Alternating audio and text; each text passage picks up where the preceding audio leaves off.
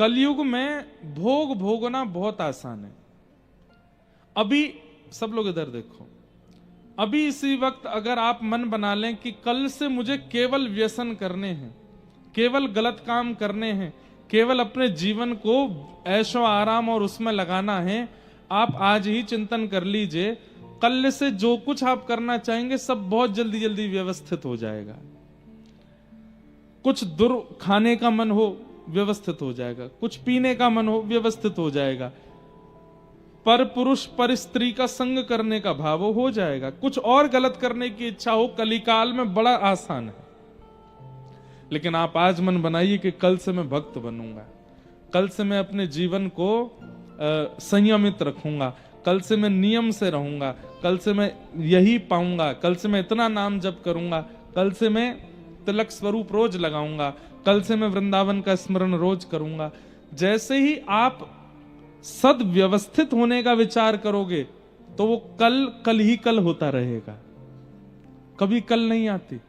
और होगा क्या, आपने नियम लिखे थे 10, लेकिन आज कितने कर पाए? 3।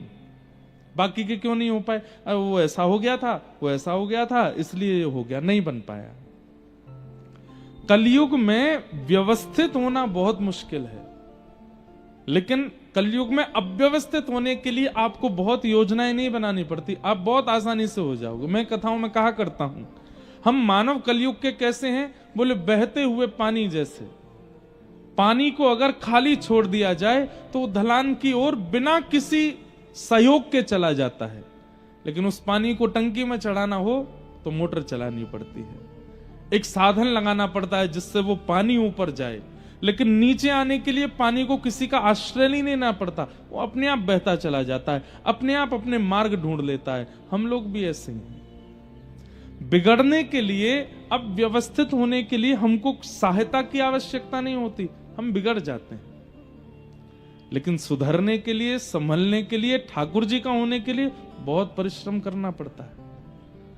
और करमेती बाई का अवतरण तो 500 वर्ष के आसपास कुछ हुआ था, 500 वर्ष के अंदर अंदर कुछ हुआ था। आज का कलयुग तो और कठिन है, आज का कलयुग तो और खतरनाक है।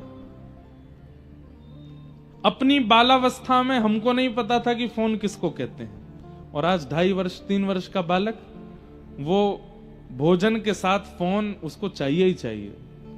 स्टार्टर उनका फोन ही है, फोन होगा तो वो प्रसाद पाएंगे।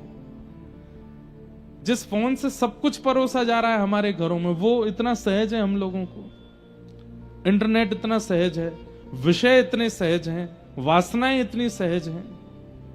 ऐसे में भगवत भक्ति करना बहुत मुश्किल है। और एक बात मैं बहुत स्पष्ट रूप से कह दूं, जो भक्ति कर रहे हैं 365 दिन भी वे लगातार कर पाते हैं, इसकी भी कोई गारंटी नहीं। बीच बीच में भटकाव उनके चित्त में भी आता है। वो तो हमारे, मैं कथाएं क्यों नहीं छोड़ता, करने करते लगते रहते हैं, बस लगातार लगातार चलते रहो। क्यों? ताकि 365 दिन में से कम 360 दिन, 355 दिन तो ठाकुर जी की सेवा में ही रहें। क्योंकि अपने आप प्रयास करने से तो ये बहुत मुश्किल है इस कलिकाल में। इसलिए लगे रहते हैं कि चलो अब ये कर लो, अब ऐसा कर लो, ऐसा। शरीर थकता है, मन थक जाता है, आत्मा थक जाती है, लेकिन फिर भी लगे रहते हैं। क्यों? नहीं तो ये कलिकाल बिगाड़ने के लिए एक क्षण चाहता है। हम इसको एक दिन भी खाली कैसे दे दें, 4 दिन भी खाली कैसे दे दें। वो 4 दिन भी खाली है तो उसमें भी कुछ भगवत वार्ता करनी, ताकि ये मन बुद्धि कहीं विचलित ना हो। ऐसे कठिन कलकाल में करमेती निष्कलंक रही। निष्कलंक मतलब करमेती बाई ने भक्ति को स्वीकार किया तो फिर भक्ति में कोई दोष या कोई पीछे मुड़कर के पड़ाव आया ही नहीं, लगी रही करमेती बाई। मीराबाई जैसी इनकी भक्ति है, लेकिन थोड़ा सा अंतर है जीवन में। आपके पूज्य पिताजी, सब लोग ध्यान से सुनेंगे, श्री करमेती बाई के पूज्य पिताजी श्री पुरुषोत्तम जी, राजस्थान के सीकर जिले के पास में एक गांव था, वहां उनका जन्म हुआ। एक शेखावती राजा थे, उसके यहां पर कुलगुरु पद पर थे। तो राजाओं के मंत्री, महामंत्री, कुलगुरु आदि ये भी कोई राजा से कम नहीं होते थे, इनकी भी राजघराने जैसी स्थिति होती थी। ब्राह्मण कुल में जन्मे थे।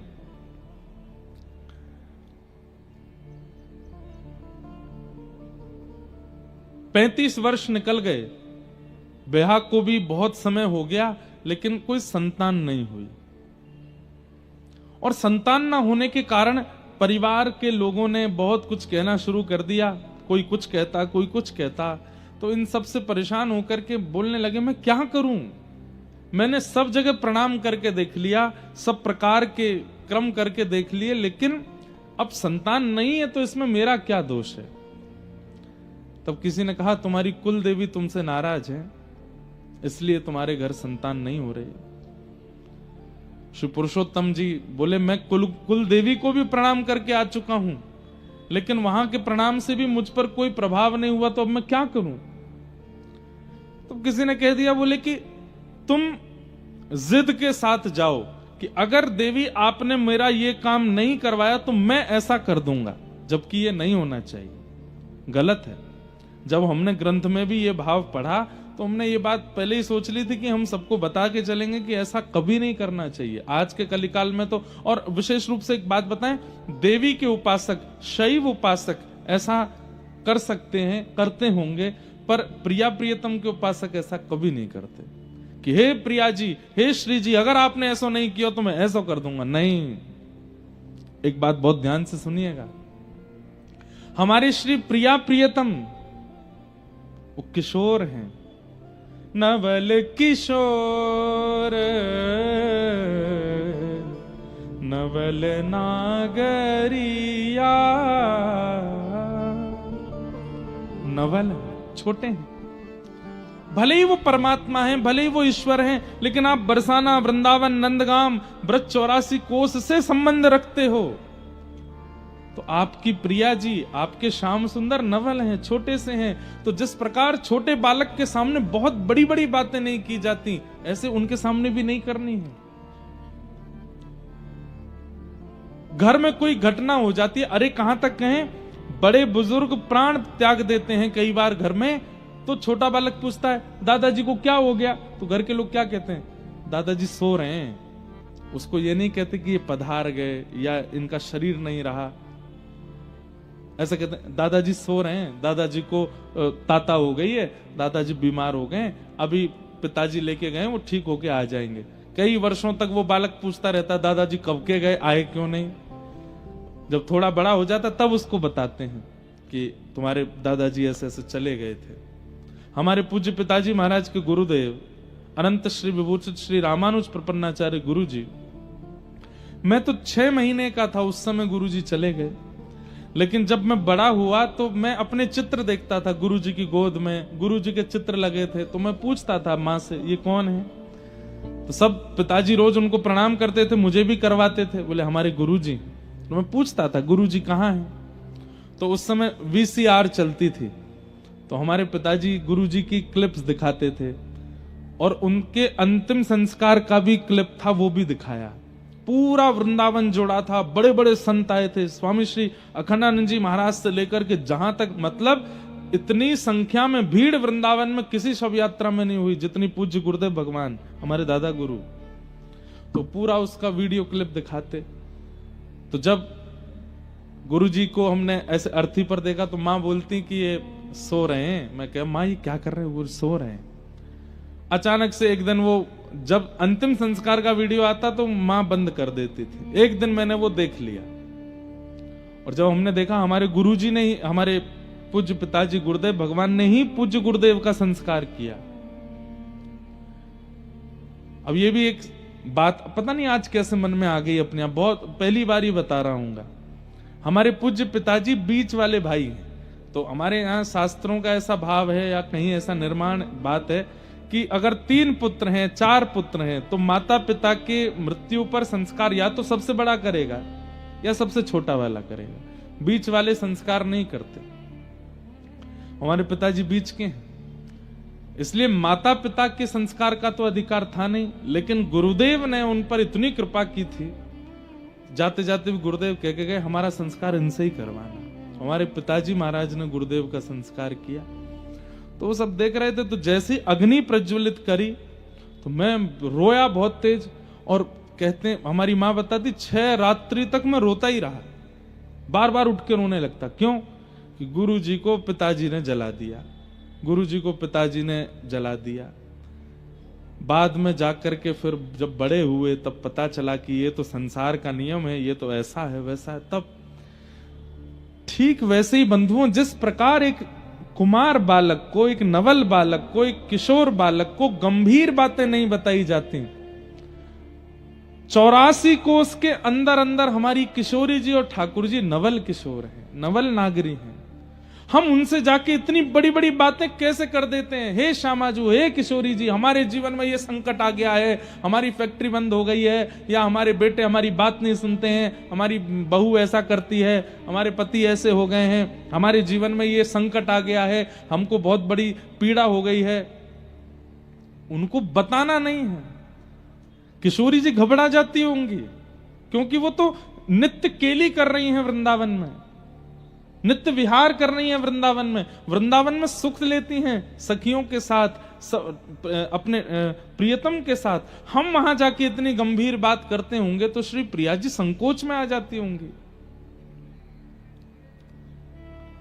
नहीं कहना है, राजी रहो, बस आप राजी रहो, आप अपनी नित्य केली में, नित्य विहार में प्रसन्न रहो। तुम सो कछु ना चाहिए हो, हमें आपसे कुछ नहीं चाहिए, आप प्रसन्न रहो। वास्तव में पीड़ा सहते हुए रहना और मुख से कुछ ना कहना, ये एक प्रेमी का स्वरूप है। बरसाना गए, नंदगाम गए, गोकुल गए, वृंदावन गए, राधा रमन, राधा वल्लभ, बिहारी जी सब जगह गए, लेकिन जाकर के अपनी पीड़ा कही नहीं, केवल दर्शन किए, नेत्रों से अश्रु निकले। राधा रमन जी को देख, आप राजी रहो, आप प्रसन्न रहो, आपकी मुस्कान देखने के लिए ही हम वृंदावन आए हैं। हमारे घर पर क्या कलेश चल रहा है, क्या विपत्ति आपत्ति, वो नहीं बतानी है आपको, आप प्रसन्न रहो। उनकी प्रसन्नता की इच्छा रखना ही वृंदावन रस प्रेमियों का स्वभाव होना चाहिए। हमें ऐसा लगता है कि जब हम प्रिया प्रियतम के प्रेम सुख का भाव रखते होंगे, वो प्रसन्न रहे ऐसी भावना रखते होंगे, तो प्रिया प्रियतम कहते होंगे याने हमको इतने सुखी रहवे को भाव रखो है, हम प्रसन्न रहें, इसकी मन की ये भावना है, हम भी तो को आशीर्वाद दे रहे हैं, तू भी प्रसन्न रहे। पीड़ा मत बताइए उनको, कष्ट मत बताइए। संकट हरेंगी करेंगी भली वृषभानु की लली, कब? राधा श्री राधा जो गावे, बस गाते रहो उनका नाम, मत कहो उनसे कुछ। उनसे बस ये कहो, हे प्रिया जी, आप नित्य या 84 कोस के व्रज में श्री प्रियतम के साथ आनंद करते रहो। हमारे यहां तो कहते हैं, श्यामा तेरो अभी चल रहे सुहान, श्यामा तेरो अभी चल रहे सुहान। यहां इस पंक्ति का भाव क्या है कि श्री ठाकुर जी नित्य आपके रहें और आपको मनाते रहें। हे किशोरी जी, ऐसी हमारी कामना है।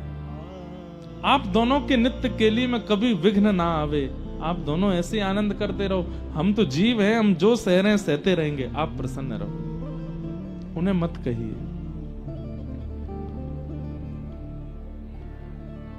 लेकिन देवी देवता, कुल देवी कुल देवता आदि आदि, इन सब से प्रार्थना की जा सकती है, अपने हृदय के बिहारी लाल से नहीं। उनको तो बस प्रसन्न रखने का भाव रखो, उनसे कुछ मत मांगिए। हमारे वृंदावन में कोकिल साईं, वहां पर भी मैं 1 या 2 दिन का सत्र करता हूं, तो श्री कोकिल साईं जी अपने प्रिया प्रियतम का दर्शन ही नहीं कराते थे दुनिया के किसी भी व्यक्ति को। कोई उनके आश्रम में आ जाता तो बाहर व्यक्ति खड़ा कर रखा था, कोई भी आए तो मुझे बताना। लोग आते, हम दर्शन करने आए हैं, तो बोले यहीं रुको। भीतर जाके बोलते, साईं बाहर वो आए हैं, कुछ दर्शनार्थी आए, तो बाहर ही आते। कहो भैया कैसे आए? बोले ठाकुर जी के दर्शन करने। ठाकुर जी के अभी होंगे, अभी प्रसाद चल रही है, प्रसाद पा लो। प्रसाद पवा देते, थोड़ी देर आराम कर लो, कूलर चला दो भैया इनके लिए, बैठो सो जाओ, थोड़ी देर आराम करने का, उसके बाद दक्षिणा दे देते, कपड़े दे देते, बोले अब जाओ। बोले ठाकुर जी के दर्शन, बोले वो नहीं कराऊंगा। क्यों? वो नित्य विहार कर रहे हैं, कहीं तेने भीतर जाए करके संसार की कोई वस्तु मांग ली तो प्रिया प्रियतम छोटे से बेचारे या संसार के भाव को देने में अपनी लीला को त्याग करेंगे, इसलिए ठाकुर जी का दर्शन नहीं कराऊंगा, बाहर से ही लौट जाओ।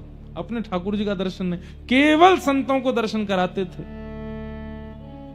किसी भी संसारी व्यक्ति को अपने ठाकुर जी का दर्शन नहीं कराते थे।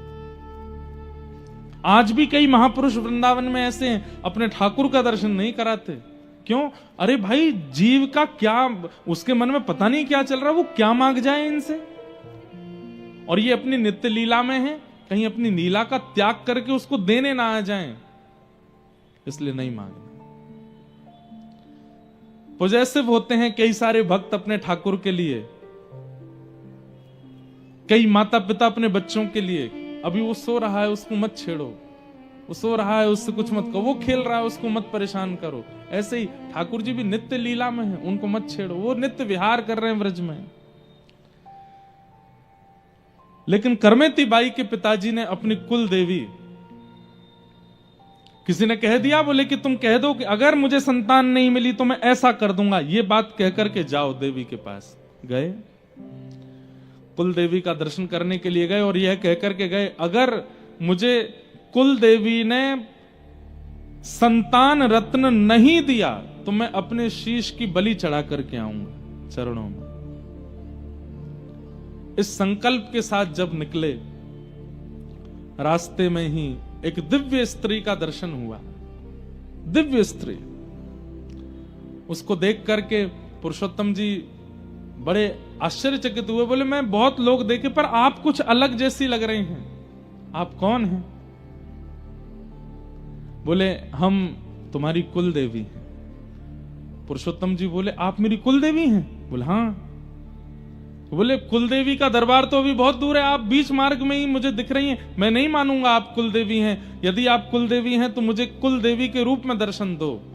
अष्टभुजी देवी भद्रकाली प्रकट हो गई वहीं, और प्रकट होकर के बोली क्या चाहिए तुम्हें, क्यों संकल्प लिया है, क्या बात है? सोच के तो मैं आया था कि आपसे संतान की कामना करूंगा, पर आपके दर्शन करके अब कुछ इच्छा प्रकट हो नहीं रही है। जाओ, 4 पुत्र होंगे तुम्हारे, 4 पुत्र जन्म लेंगे तुम्हारे यहां, जाओ। मैंने तो एक संतान की कामना की थी, आप 4 पुत्र कह रहे हैं। बोले हमारा मन है कि तुम्हारे यहां 4 पुत्र हो, जाओ, जन्म लेंगे 4 पुत्र। पुरुषोत्तम महाराज कहने लगे आपने 4 पुत्र की वरदान दे दिया, पुत्री का नहीं कहा। ऐसा भी हो सकता था 1 पुत्र हो जाए, 3 पुत्री, 2 पुत्र 2 पुत्री, आपने 4 पुत्र के लिए कहा। पर मेरी एक परम इच्छा है कि जब आप 1 से अधिक देना ही चाहते हैं तो 1 पुत्री और दे दीजिए। ये बात सुनकर के वो देवी थोड़ी प्रसन्न हो गई। बोले आज के कलिकाल में पुत्री की कामना करता कौन, लेकिन तुमने मुझसे पुत्री की याचना की है। हाँ देवी, मुझे पुत्री चाहिए। ठीक है, 4 पुत्र होंगे, वंशवर्धन करने वाले होंगे, धन वर्धन करने वाले होंगे, ऐश्वर्य वर्धन करने वाले होंगे, तुम्हारे कुल का उत्थान करने वाले होंगे, लेकिन 1 पुत्री होगी, परम भक्त होगी, और ऐसी भक्त होगी तुम्हारे पुत्रों के, तुम्हारे नाम से तुम्हारे पुत्र जाने जाएंगे, लेकिन ऐसी पुत्र जन्म लेगी कुल में जिसके नाम से तुम जाने जाओगे, जिसके नाम से पूरा कुल तुम्हारा जाना जाएगा, तुम्हारा पूरा सर्वस्व जाना जाएगा। ऐसी पुत्री तुम्हारे यहां जन्म लेगी। आनंदित होकर के पुरुषोत्तम जी वापस लौट करके आए।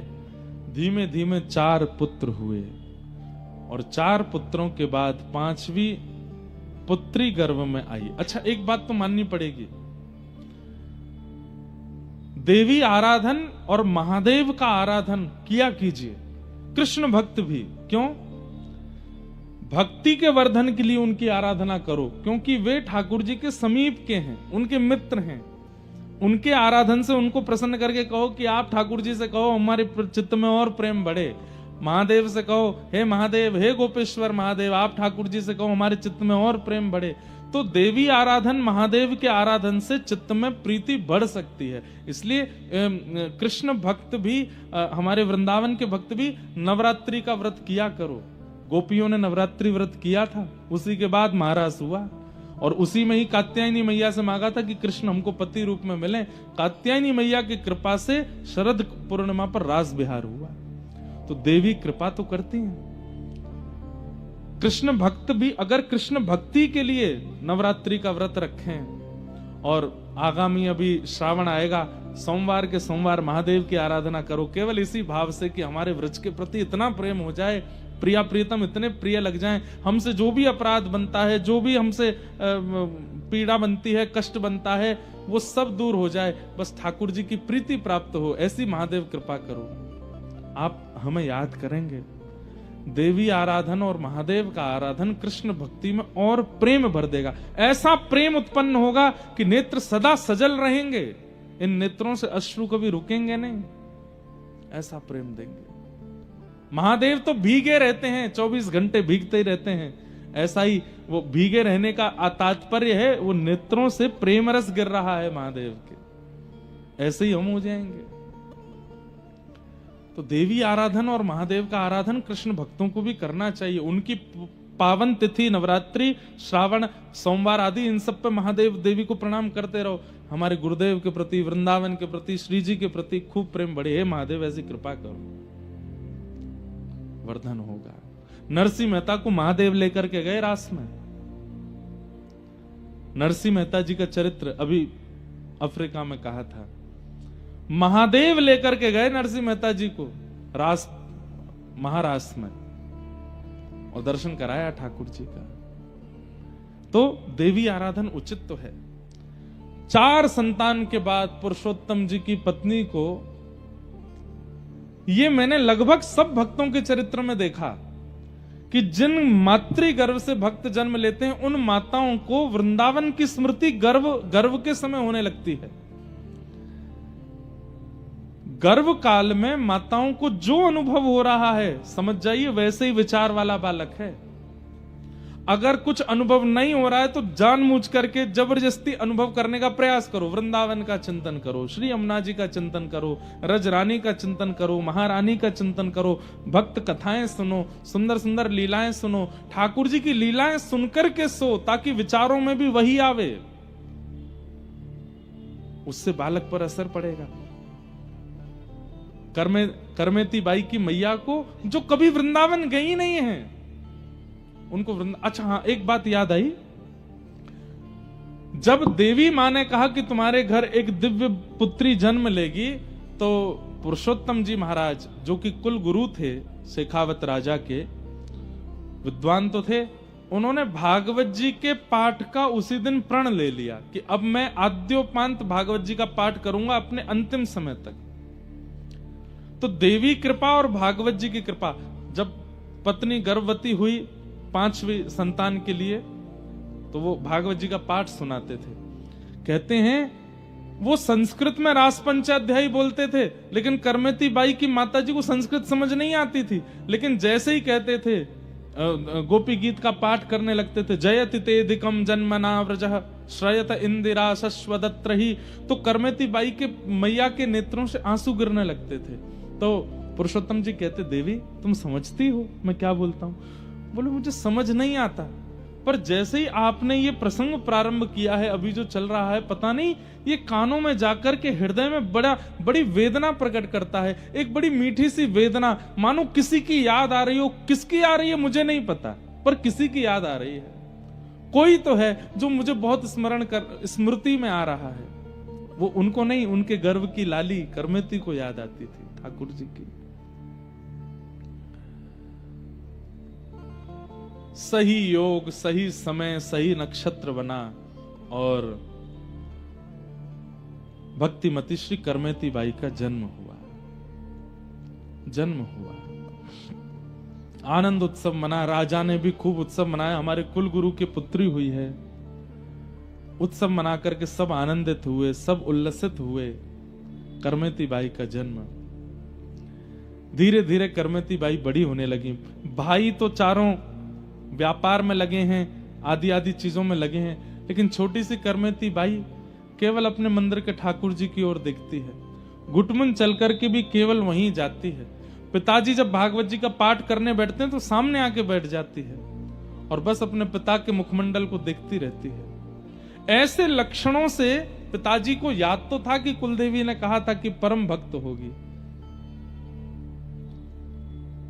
घर में कभी संत जन आते, घर में कभी महत पुरुष आते, तो करमेती बाई इतनी आनंदित हो जाती, इतनी प्रसन्न हो जाती, जैसे आजकल के बालक मामा के घर में आने से या बुआ के घर में आने से उछलने लगते हैं, ऐसी करमेती बाई नाचती पूरे घर में, छोटी सी, बड़ी खुश होती संतों के आगमन पर।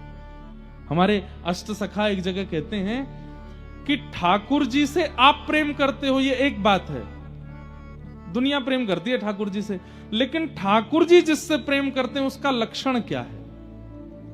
ठाकुर जी अगर किसी को चाहते हैं तो उस व्यक्ति का लक्षण क्या है? तो हमारे अष्ट सखाओं में श्री कृष्ण दास या गोविंद दास जी का पद अभी गाएंगे तो याद आ जाएगा।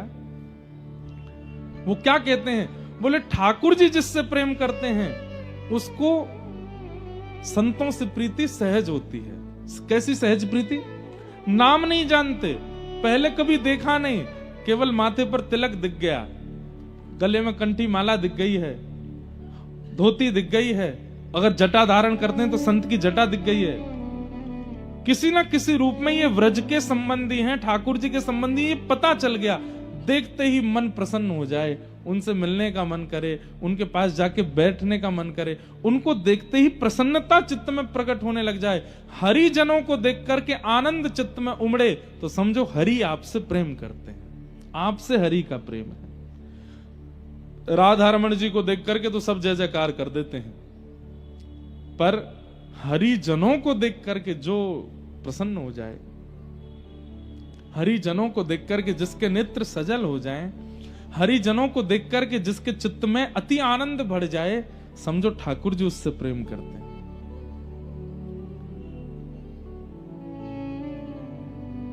तब अपनों करी जाने गिरधर, तब अपनों करी जाने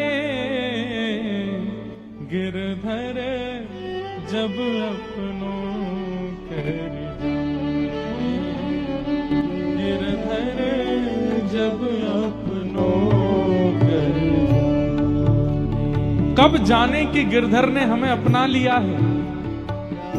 तब हमारे अष्ट सखा कह रहे हैं, ताको मन भगतन की सेवा, ताको मन भगतन की सेवा, संत चरण रज सदा लुभाने, संत चरण रज सदा लुभाने, संत चरण रज सदा लुभाने, संत चरण रज सदा लुभाने, गिरधर जब अपनों कर जाने, गिरधर जब अपनों। अभी हम साउथ अफ्रीका गए थे कथा करने, तो वहां पे समुद्र के किनारे घूम रहे थे, हमारे सब संगीतज्ञ भी थे और भी लोग सब धोती वोती पहने घूम रहे। तो एक वहां के जो वहां कृष्ण वर्ण के लोग रहते हैं ना, कृष्ण वर्ण समझ गए, राधा रमण जी जैसा वर्ण है उनका, बिल्कुल देखने में ऐसा लगता है कि ओहो, अंधेरी निशा, अमावस्या की रात्रि, और जब हंस जाते हैं तो लगता है कि तारे टिमटिमा गए हों। अच्छे हैं, किसी की बुराई नहीं है, लेकिन तो हम लोग समुद्र के तट पर घूम रहे थे, तो एक आया दौड़ा दौड़ा, बड़ा हत्ता तगड़ा लंबा, और हमारे रूप ये धोती वोती देख करके ऐसे खड़े होकर के देखे, बोले यू ऑल फ्रॉम इंडिया? हमने कहा यस। हरे कृष्णा। और जैसे ही उसने हरे कृष्णा कहा, मैंने कि देखो ठाकुर जी को देख करके कोई हरे कृष्ण कहे, जय जय श्री राधे कहे, तो समझो वो ठाकुर जी से प्रीति करता है। मैंने कहा लेकिन अष्ट सखा कहते हैं ताको मन भक्तन की सेवा। मैंने कि दौड़ के हमसे हरे कृष्ण बोलने आया धोती देख करके, और देखो कितना प्रसन्न, हमारे से फोटो खिंचा के गया। मैंने कि कहीं ना कहीं इसके पूर्व जन्म के या किसी जन्म का या इस जन्म का कोई तो ऐसा कर्म होगा, ठाकुर जी को थोड़ा सा प्रिय तो है, थोड़ी सी इसके प्रति प्रीति है। अब कालांतर में आगे जाकर के इस पर क्या कृपा होगी ये तो मुझे नहीं पता, लेकिन अभी ब्रजवासियों को देख करके दौड़ करके आया है और प्रणाम कर रहा है और जय जय हरे कृष्ण कर रहा है। ठाकुर जी की इस पर कृपा है। क्यों? हरिजन संगे हरि उर आने, गिरधर जब अपनों कर जान।